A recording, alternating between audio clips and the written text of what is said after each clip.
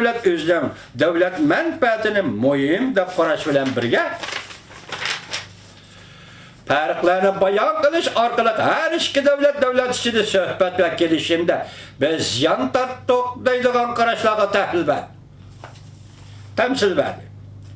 Bu amaliyotda xalqaro suhbat va kelishim imzolash uchrab turadigan ishlar. Ziyon tortdik, foyda oldik degan gap bu suhbatda dialogda uchrab turadigan ahvol. Amerika Cumhuriyeti çoğ devlet, iqtisod davlati ichki davlat sifatida kimni yeni bilishi va kimning besib tushishi bu mumkin emas. Başta aytdik va bu dunyoviy ish. Xalqarolashgan ish. Her ikki taraf murashshak kelish o'zining jonijon manfaatini kapolatga qilishi. Bu yerda Amerikaning manfaati devlet menfaati, bir yerde Cumhur'un menfaati, devlet menfaati kapalatga ega bo'lishi lazım. Bu jarayon zodi qandaq jarayon sizga menga qarang'u. Sizga menga qarang'u. Ata oydinlashadi deb o'ylayman men so'zlaydiganlik yerda Alloh xolis vatandosh ata oydinlash. Shundaqla qarshi tarafning menfaatiga va talablariga e'tibor berish lozim. Demek bir can menfaat nima? Cumhuriyet'in menfaati siz bilan bizga ayan. Amerika'nın menfaati nima? Devlet menfaati bu. Bu ayan bir devletden xilma-xil menfaati bo'ladi. Ikkinchi bir devletga munosabatlik bo'ladi bu menfaat. Uni Amerika o'ziga hal qilish kerak-da.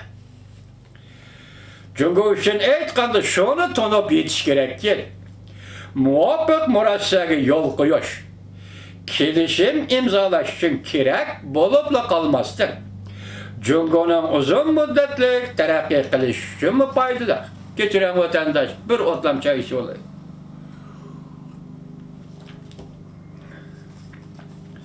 Uchunmi foydali?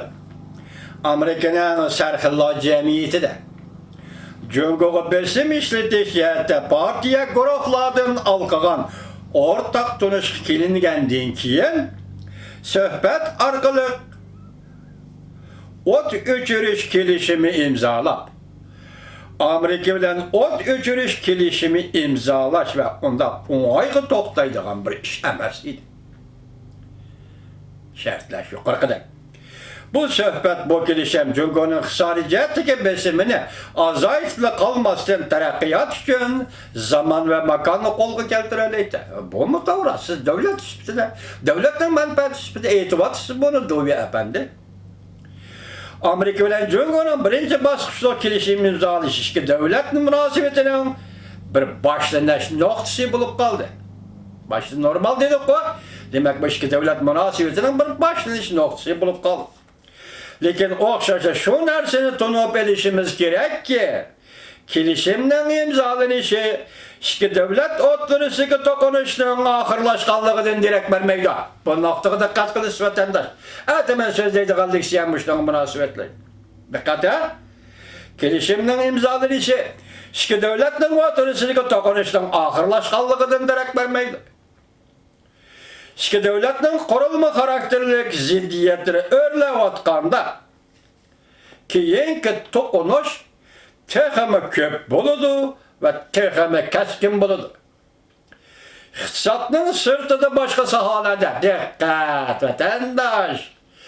Iqtisodning sirtida boshqa sohalarda har xil to'qinish o'zliksiz portlaydi Amerika Cumhuriyeti o'rtasida. Ba'zida to'qinish intayin kaskin bo'ladi. Amerika Cumhuriyeti munosabatining kelgusi murakkabligidan aytganda bizda atrofli tonish bo'lish lozim.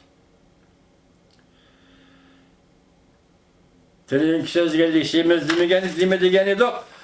Rossiya Federatsiyasining tashqi ishlar ministri Ravlov Washingtonga keldi dedi. 12-oyning 12-kunida kelishimizda. Şunama. Endi hozir 12-kuni Ravlov Moskvaning yoki bak kechirama Rossiya Federatsiyasining tashqi ishlar ministri Ravlov 12-oyning 12-kuni Washingtonga keldi dedi. 12-oyning 13-kuni Amerika Qo'shma Shtatlari bilan Cumhuriyet Xalq Jamhuriyati o'rtasida savdo kelishimiga kelindi. Endi bu yaqinda imzo chekiladi dedi. Buni voqeat o'rinlashtirib o'tandi. Buni hozirgi zamonning taqozosi o'rlashtirib o'tamdi. Hozirgi zamondagi cho'ng davlatlar o'tirishga munosabatning o'zgarishi o'rlashtirib o'tamdi. Yoki taqdir Alloh o'rlashtirib o'tamdi.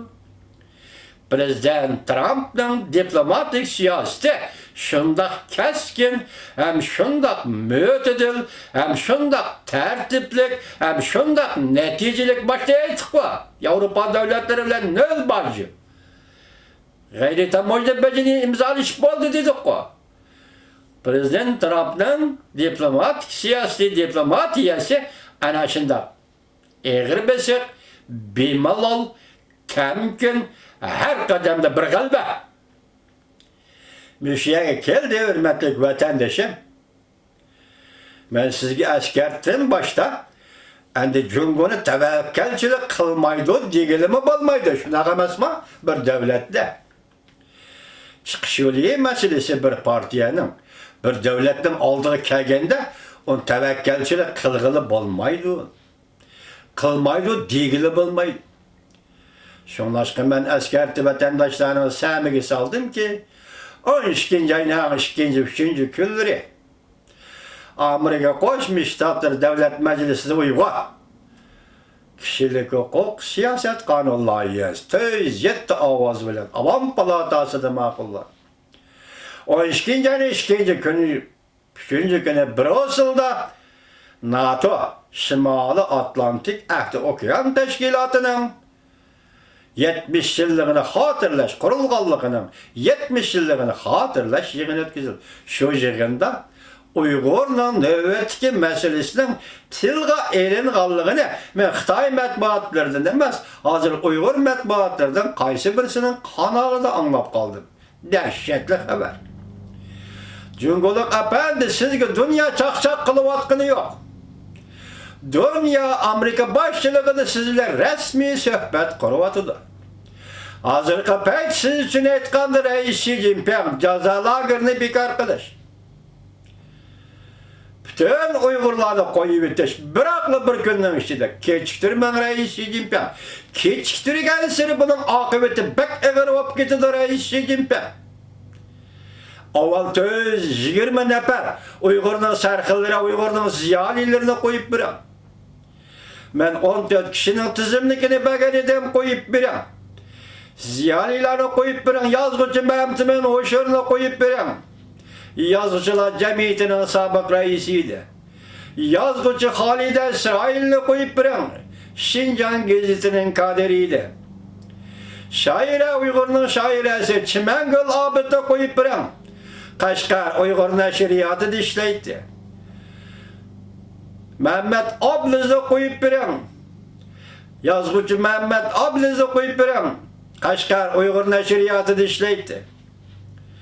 Koyup bırak. Ahmet İmin'le koyup bırak. Şincan Halk neşriyatı dişleydi. Şundaqla okutqıcı, peş kadem okutqıcı Ahmet Aman'la koyup bırak. Aksu 1. O'rta mektep dişleydi. Bular mening sabaqdoshlarim. Bular mening ishloshlarim. Men bir shaxs sifatida sizdan talab qilaman, Reis Xi Jinping vaqt keldi.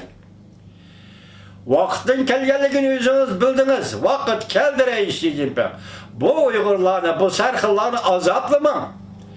Mening birinchidagi bolallarimni, Qori Abdurahim boshchiligidagi bolallarimni qo'yib bering Reis Xi Jinping. Mening achamning, ukamning, enimning, singlimning bolalari jami 66 nafar. Mening yurtim Meykentidagi 80% aholida kirib ketdingiz. Tuning Rabiya xato so'zlab soldi, 10% 80% aholida kirib ketdingiz. 20 ming odamdan 80% kirib ketsangiz qanchalik odam kirib ketdi? Nazarbandga qo'yib bering Reis Xi Jinping. Biz odam sifatida hozirgi vaziyat va hozirgi reallikni tahlil qilish asosida sizga bu iltijoni qildik, iltimosni qildik Reis Xi Jinping. Uyg'urlarni Nazarbanddan qo'yib bering Reis Xi Jinping.